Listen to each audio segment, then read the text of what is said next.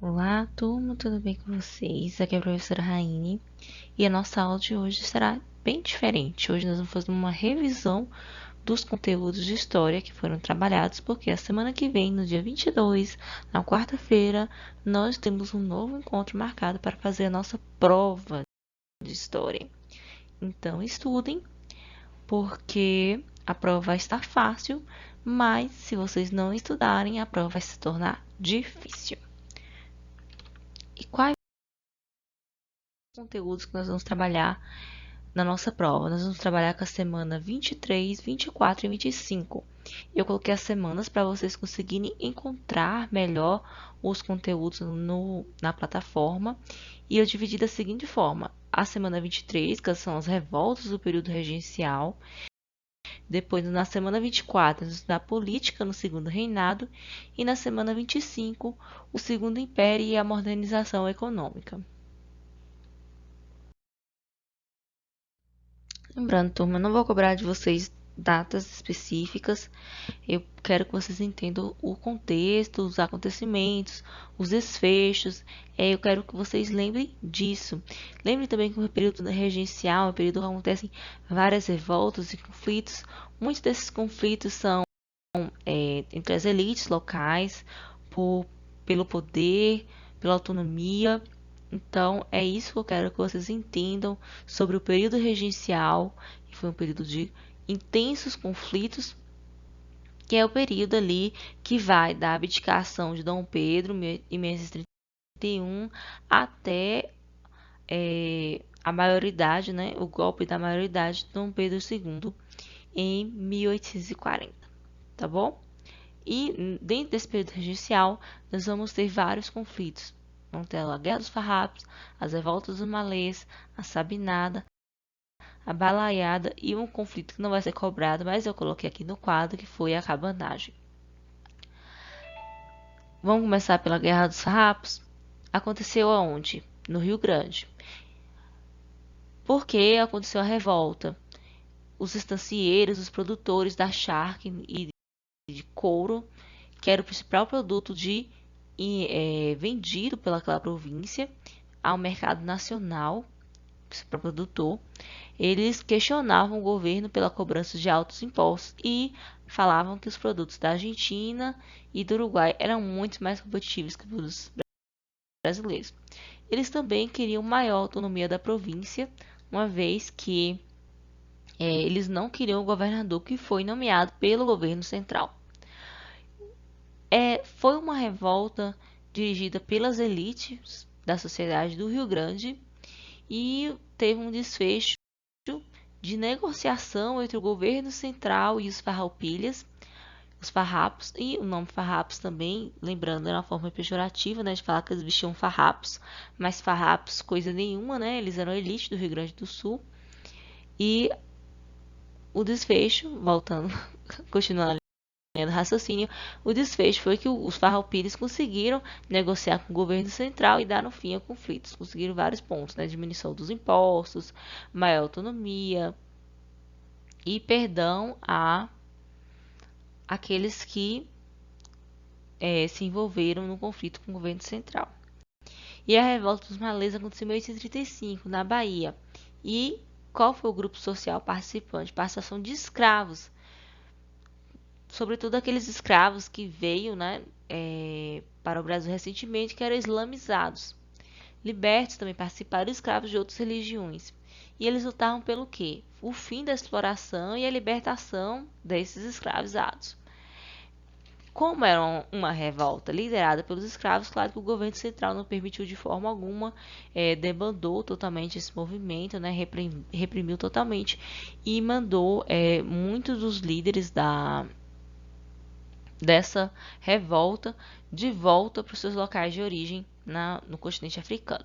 E a Sabinada, ela foi de 1837 a 1838, aconteceu na Bahia, e foi recuso da elite local em aceitar governantes escolhidos pelo governo central e de combater, e também, né, da convocação de combater os farroupilhas. A participação foi das classes médias urbanas e o governo central reprimiu o movimento.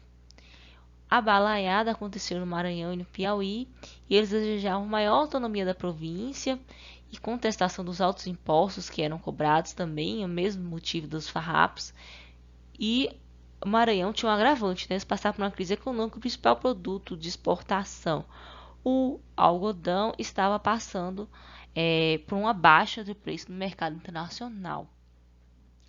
E também, dentro disso, você tinha a luta pelo poder entre as elites, né, dos liberais e conservadores.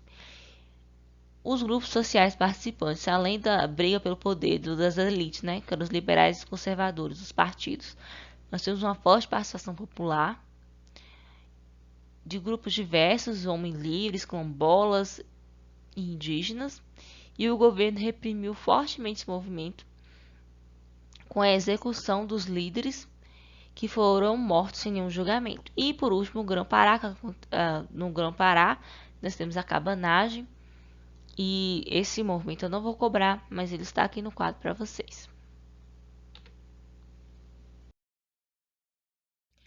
E como aconteceu a política no segundo reinado, né? Ele aconteceu com um golpe, começou o segundo reinado, né? Ele começa com um golpe da maioridade, o golpe que Dom Pedro deu em si mesmo, né? Em julho de 1840, porque ele deveria assumir mesmo o governo com os 18 anos completos, mas devido a uma grande campanha do Partido Liberal que queria tirar o poder do Partido Conservador com as ações de centralização do governo central, Dom Pedro II é aclamado, né, para que ele suba ao trono, e isso acontece com 14 anos de idade.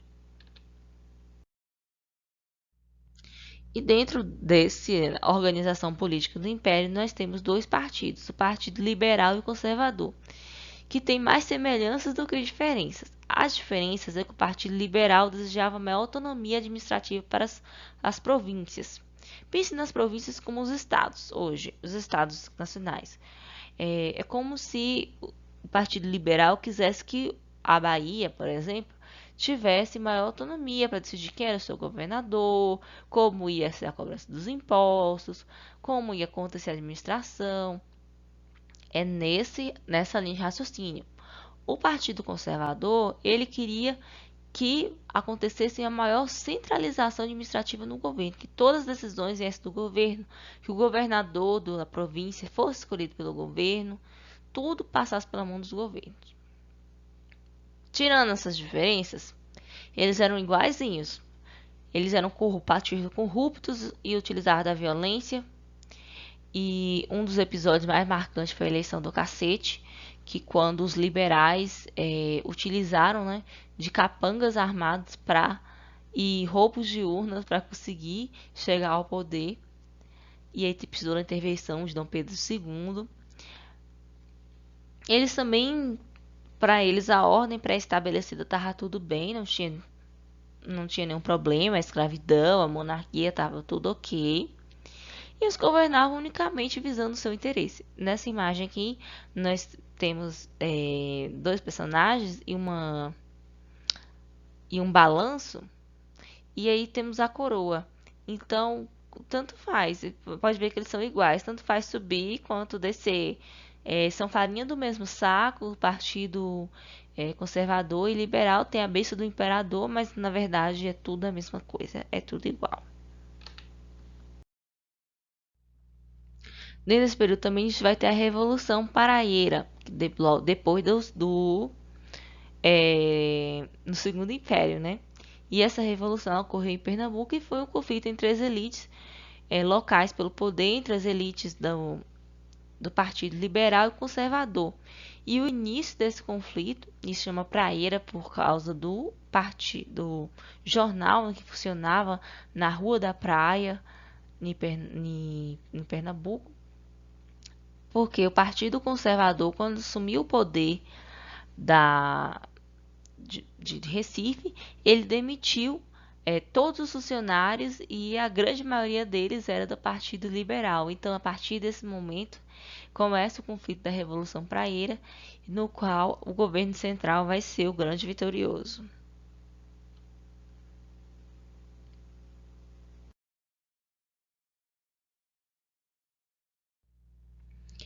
E como acontecia esse poder do imperador, como o imperador administrava o país, né? A gente chama de parlamentarismo às avessas. Eu trouxe para vocês aqui uma imagem para a gente tentar comparar o parlamentarismo inglês, que é o modelo usual, e como acontecia o parlamentarismo brasileiro. É, no parlamentarismo nós temos o inglês, né? Inglês nós temos o rei, que ele reina, mas não governa, né? É uma figura mais diplomática, decorativa. Nós temos as eleições diretas, que elas decidem quem vai ser os senadores que vão assumir o parlamento, e o parlamento escolhe o primeiro-ministro. No Brasil, não. Dom Pedro II era chefe do poder moderador, então ele poderia dissolver o parlamento a qualquer momento. Ele nomeia, ele exonera, ele coloca no lugar, ele tira, ele decide quem é o governador, quem é o primeiro-ministro, quem é tudo. E o imperador escolheu o primeiro-ministro. O primeiro-ministro escolheu o parlamento. E as eleições ocorriam de forma indireta porque o voto era censitário. Ou seja, o voto era para uma minoria e o cargo era vitalício. Ou seja, não tinha as eleições. E a economia? Tal como no período colonial, a economia continuou agroexportadora, utilizando a mão de obra escrava, só que agora o principal produto a brilhar na agroexportação e que trouxe muita renda ao Brasil, era o café, mas também nós tínhamos o segundo principal produto de exportação, que era o algodão, o cacau e o látex, né, que estava sendo muito utilizado na nascente indústria de produção de carros, de automóveis, que começou ali no finalzinho do século XIX, precisar do látex, e o látex era explorado nas seringueiras, era utilizado para exportação. E vamos falar agora um pouquinho sobre a modernização desse império. E ele aconteceu por duas vias, né? A via econômica e a via das leis. Primeiramente, pela via econômica foi porque aconteceu uma grande acumulação de capital da elite cafeeira que conseguia exportar uma grande quantidade de café. O café estava sendo bem valorizado no mercado internacional. E a segunda via foi a via das leis. Nós temos a aprovação da tarifa Alpes Brancos em 1844, que aumentou a taxação dos produtos importados, sobretudo ingleses, né? Isso fez com que o Estado brasileiro arrecadasse mais impostos.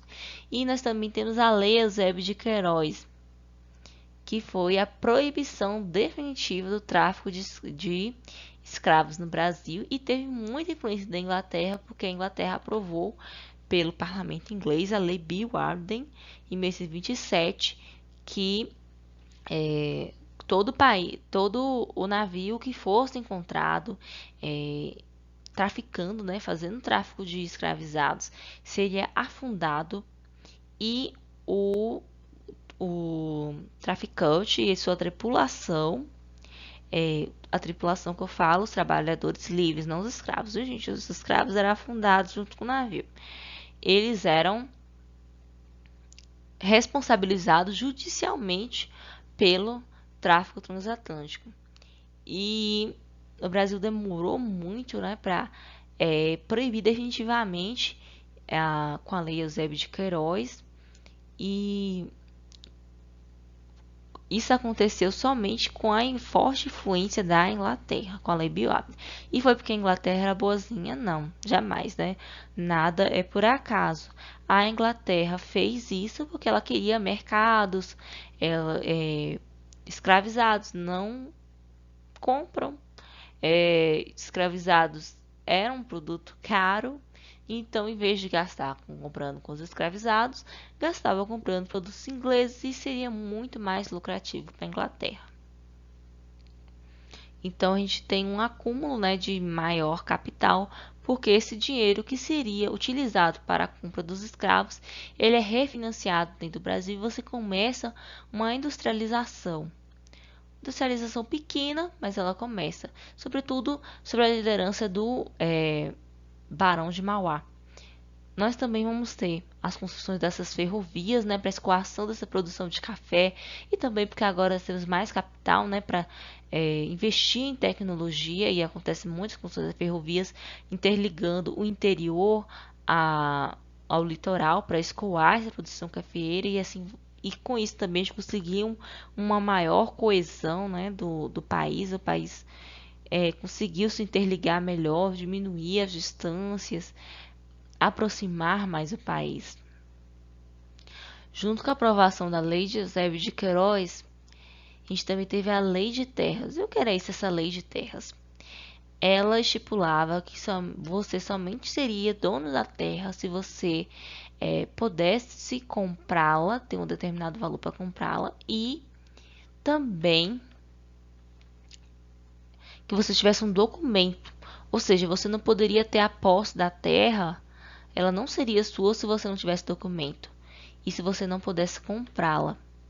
E aí muitas as pessoas pobres, escravos livres, libertos, escravos livres quer dizer libertos, gente, libertos, eles não conseguiam ter acesso à terra e a terra ficou cada vez mais concentrada na mão das elites. Também nesse período da modernização, muito influenciado pelas teorias darwinistas, darwinismo social, houve uma tentativa de branqueamento da população brasileira. Se acreditava que os trabalhadores mestiços e negros eram folgados, preguiçosos, que não gostavam de trabalhar e por esse motivo eles deveriam ser substituídos por trabalhadores europeus. Então aí você começa a ter a imigração desses europeus para o Brasil, mas isso é um conteúdo para a nossa próxima aula. E se acreditava até que de 1910 até 1960 nós teríamos o branqueamento, né, da população, mas isso não aconteceu, porque mais da metade da população brasileira é negra e parda. Então, turma, é isso. Desculpa ter sido muito concisa, muito resumida, mas senão não daria tempo, né, de falar de todos os conteúdos. Estudem, assistem a revisão, leiam as semanas dos conteúdos, assistam o vídeo, por favor. Desejo a vocês boa sorte. Lembre-se sempre que vocês são os protagonistas do sucesso de vocês, certo? Desejo a todos bons estudos e uma ótima prova.